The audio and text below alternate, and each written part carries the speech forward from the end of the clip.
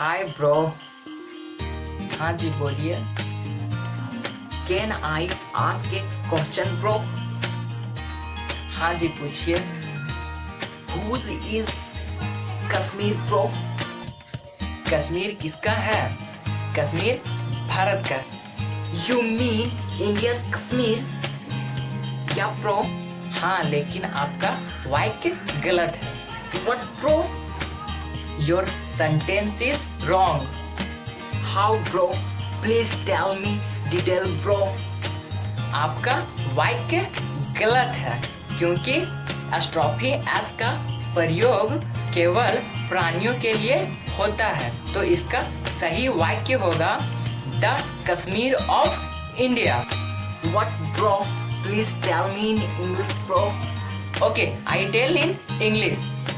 Your answer is wrong because apostrophe s is used only living thing. So right sentence is the Kashmir of India. Oh nice bro. Thank you bro. Love you bro. Bye bye bro. शुक्रिया, टाटा। क्या आपके साथ भी ऐसा problem होता है? अगर आपको भी एस्ट्रॉफी एस और ऑफ में प्रॉब्लम है, कंफ्यूजन है, तो वीडियो के लास्ट तक बने रहें, आपका कंफ्यूजन दूर हो जाएगा। और अगर चैनल पे न्यू है तो चैनल को कर लीजिए सब्सक्राइब करने पे बेल आइकन आएगा, उसको भी आप क्लिक कर ले ताकि मेरे वीडियो का नोटिफिकेशन सबसे पहले आपके पास पहुंच सके। तो चलिए वीडियो को शुरू करते हैं।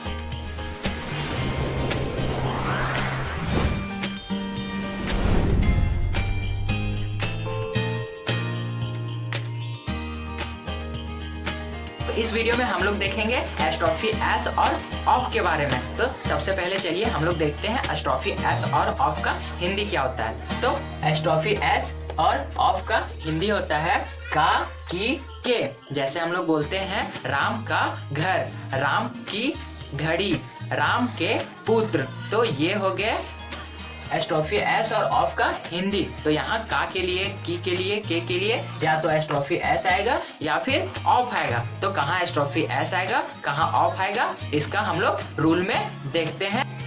चलिए देखते हैं फर्स्ट रूल। तो फर्स्ट रूल है एस्ट्रॉफी एस का प्रयोग प्राणी सूचक सिंगुलर नाउन और प्लूरल नाउन दोनों के साथ किया जाता है। बोलता है फर्स्ट रूल कि एस्ट्रॉफी एस का जो प्रयोग है वो प्राणी सूचक सिंगुलर नाउन और प्लूरल नाउन दोनों के साथ किया जाता है। आइए एग्जांपल से देखते हैं। एग्जांपल है राम का घर। तो यहाँ का के लिए आएगा एस्ट्रॉफी एस, तो राम का हो जाएगा राम, और का के लिए आएगा एस्ट्रॉफी एस, और घर का हो जाएगा होम। तो राम्स होम। चलिए ये था सिंगुलर, राम था सिंगुलर, तो सिंगुलर के साथ आया एस्ट्रॉफी एस। आप देखते हैं एग्जांपल प्लूरल के साथ कैसे आता है। महिलाओं का, महिलाओं का घर। तो महिलाओं ये हो गया प्लूरल, अब प्लूरल के साथ भी आएगा एस्ट्रॉफी एस। जैसे इसको बनाएंगे वुमेन, वुमेन आया, महिलाओं के लिए आया वुमेन, और इसके साथ अब लगाएंगे एस्ट्रॉफी एस, तो हो जाएगा महिलाओं का वुमेन्स, घर का होम, तो हो जाएगा वुमेन्स होम। तो ये था फर्स्ट रूल। अब देखते हैं सेकेंड रूल। रूल नंबर 2 बोलता है कि ऑफ का प्रयोग निर्जीव वस्तुओं के लिए किया जाता है। ऑफ का प्रयोग किसके लिए किया जाता है? तो निर्जीव वस्तुओं के लिए किया जाता है। चलिए एग्जांपल से देखते हैं। ऑफ का प्रयोग निर्जीव वस्तुओं के लिए किया जाता है। जैसे भारत की राजधानी, भारत की राजधानी। तो यहाँ सजीव कोई नहीं है, निर्जीव है, तो निर्जीव के साथ किया जाता है ऑफ का प्रयोग। तो ऑफ का प्रयोग में हम लोग कुछ पॉइंट देखते हैं। पॉइंट नंबर फर्स्ट ये है कि जब भी ये सेंटेंस को हम बनाएंगे इंग्लिश में तो सबसे पहले द लिखेंगे, समझ में आया। और दूसरा ये है कि जो हिंदी सेंटेंस का अंतिम पार्ट होता है, अंतिम, तो हम अंतिम से शुरू करेंगे इंग्लिश बनाना। जैसे फर्स्ट हम लोग लिखेंगे द, और हिंदी वाक्य का अंतिम शब्द कौन सा है? तो राजधानी, तो हम लोग राजधानी से शुरू करेंगे। तो लिखेंगे द कैपिटल द कैपिटल, अब की के लिए लगाएंगे ऑफ, तो द कैपिटल ऑफ, और लास्ट में लिखेंगे ये इंडिया। तो यहाँ हो गया द कैपिटल ऑफ इंडिया। तो हम लोग क्या देखें, तो ऑफ का प्रयोग निर्जीव वस्तुओं के लिए किया जाता है, और ऑफ लगाते हैं तो हम लोग दो बात का ध्यान रखते हैं। फर्स्ट में हम लोग दा का प्रयोग करते हैं, और सेंटेंस को हम लोग अंतिम से, हिंदी का जो वाक्य होता है उसको हम लोग अंतिम से लिखते हैं। जैसे यहाँ था भारत की राजधानी, तो राजधानी अंत में आया था, तो हम लोग शुरुआत किए थे इंग्लिश लिखना कैपिटल से। समझ में आया? तो चलिए अब नेक्स्ट रूल देख। रूल नंबर 3 है, बोलता है कि हम जानते हैं कि एस्ट्रोफी एस का प्रयोग प्राणी सूचक के लिए किया जाता है, लेकिन कुछ शब्द हैं जिसके साथ भी एस्ट्रोफी एस का प्रयोग किया जाता है, जैसे समय, दूरी, वजन। अगर ये सारे शब्द हो तो इसके साथ भी एस्ट्रोफी एस का प्रयोग किया जाता है। जैसे एग्जाम्पल, एक साल का अनुभव, तो साल के लिए आएगा ईयर, तो हो जाएगा 1 ईयर।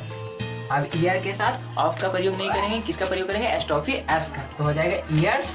और अनुभव का होता है एक्सपीरियंस, EXPERIENCE, एक्सपीरियंस। तो यहाँ हो गया 1 ईयर्स एक्सपीरियंस। तो यहाँ निर्जीव के साथ भी एस्ट्रोफी एस का प्रयोग हुआ। तो हम जब कोई वर्ड समय बताए, दूरी बताए या फिर वजन बताए, तो उसके साथ भी हम लोग एस्ट्रोफी एस का प्रयोग करते हैं। ये था 3rd रूल। अब देखते हैं 4th rule. Next rule number 4 देखते हैं। तो रूल 4 बोलता है, हम लोग जानते हैं कि एस्ट्रोफी एस का प्रयोग किसके लिए होता है, प्राणियों के लिए होता है, और ऑफ का प्रयोग निर्जीव वस्तुओं के लिए होता है। लेकिन यहाँ याद रखिएगा कि एस्ट्रोफी एस का प्रयोग ओनली प्राणियों के लिए ही होता है, लेकिन जो ऑफ का प्रयोग, ऑफ के प्रयोग सजीव के लिए भी होता है और निर्जीव के लिए भी होता है। लेकिन एस्ट्रोफी एस का प्रयोग निर्जीव के लिए नहीं होता है, ओनली उसका प्रयोग प्राणियों के लिए ही होता है। जैसे एग्जाम्पल से समझते हैं। एग्जाम्पल है गाय का दूध।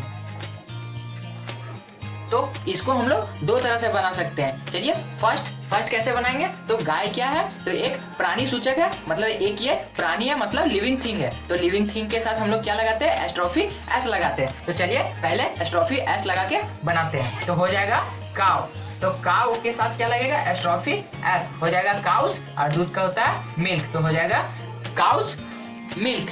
ये हुआ फर्स्ट तरीका। दूसरा तरीका हम लोग बना सकते हैं, हम बोले कि ऑफ का प्रयोग सजीव के लिए भी होता है और निर्जीव के लिए भी होता है, लिविंग थिंग के लिए भी होता है और नॉन लिविंग थिंग के लिए भी होता है। तो चलिए अब इसको हम लोग बनाते हैं ऑफ का प्रयोग करके।